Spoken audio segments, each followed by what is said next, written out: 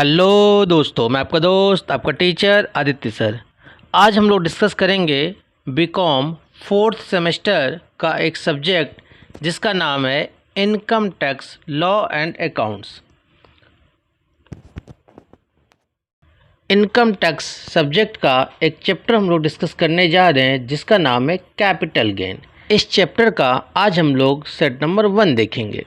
Question number first, what are the condition to be fulfilled for charging of income under the head capital gain? चारों option देखिए।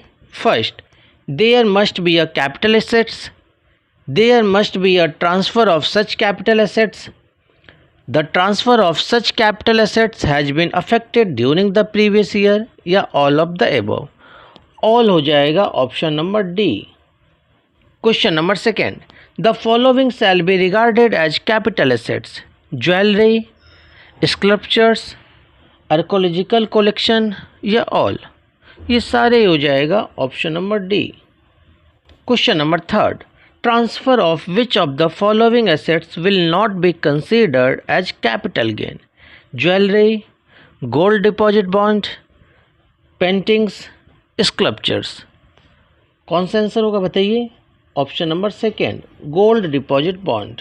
Question number 4, in term of section 2 subsection 42A, unlisted security are treated as long term capital assets if they are held for a period of more than 12 months, 36 month, 24 month या 48 month। Unlisted security की बात करता है, इसीलिए इसका answer होगा 24 months. Question number 5, DS owns a house of rupees 20 lakh which he transfer for rupees 22 lakh to Kamal on date दिया हुआ हमारा। what will be the full value of consideration? Full value of consideration की बात कर रहा है, तो कितने में ट्रांसफ़र किया है बताइए? 22 लाख में।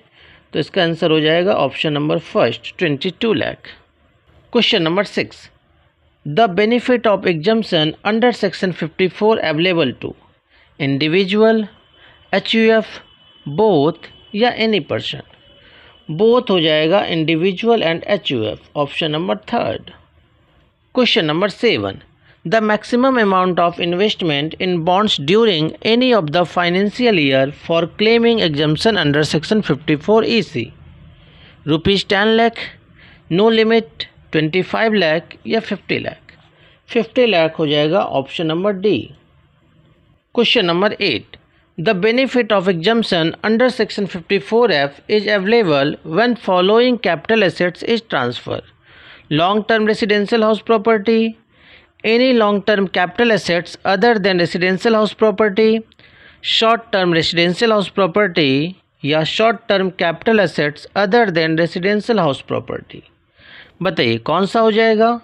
इसका आंसर हो जाएगा option number second, any long-term capital assets other than residential house property। Question number 9, for claiming exemption under section 54F, the SSC has to invest dash for purchase or construction of residential house property: full value of consideration, net consideration, the amount of capital gain या cost of asset transfer।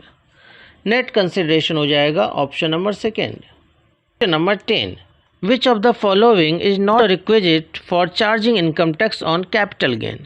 The transfer must have been affected in the relevant assessment year। यही इसका answer हो जाएगा। बाकी अगला option भी पढ़ लेते हैं हम लोग। There must be a gain arising on transfer of capital assets। Capital gains should not be exempt under section 54। Capital gains should not be exempt under section 54 EC। Question number 11, capital assets exclude all except stock in trade, personal effects, jewellery या agriculture land in India. Capital assets exclude की बात कर रहा है तो jewellery हो जाएगा option number third. Question number 12, a short term capital assets means a capital assets held by the SSC for not more than 12 months immediately preceding the month of its transfer, 24 months immediately preceding the date of its transfer, 36 month immediately preceding the date of its transfer या none. बताइए कौन सा answer हो जाएगा? इसका answer हो जाएगा option number third.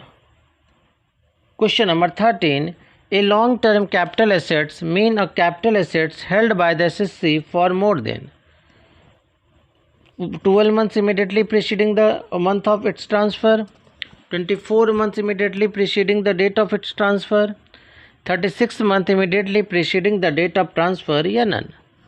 Third option हो जाएगा।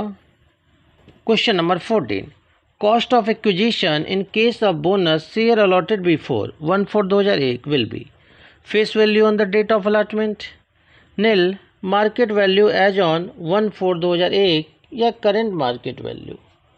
इसका आंसर होगा option number C, market value as on 1/4/2001। Question number 15, short term capital gain on sale of unlisted share taxable, exempted, partially exempted या पार्सली टैक्सेबल। तो इसका answer हो जाएगा option number first, taxable. Question number 16, in case of bonus share cost of acquisition will be, bonus share की जो acquisition value होता है वो नील होता है, option number C. Question number 17, if unlisted security are sold after 12 months the capital gain arising from such sale is a short term capital gain, long term capital gain, income from other source या all.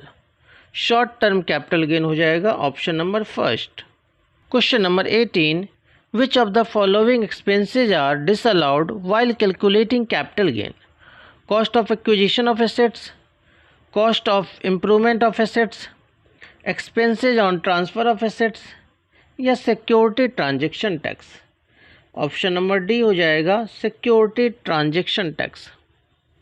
Question number 19, cost of acquisition of intangible assets which is not purchased is FMV, cost of the previous owner, nil या none. Intangible assets की बात कर रहा है जो purchase नहीं किया गया, जब परचेज नहीं किया गया है तो नील हो जाएगा ऑप्शन नंबर थर्ड।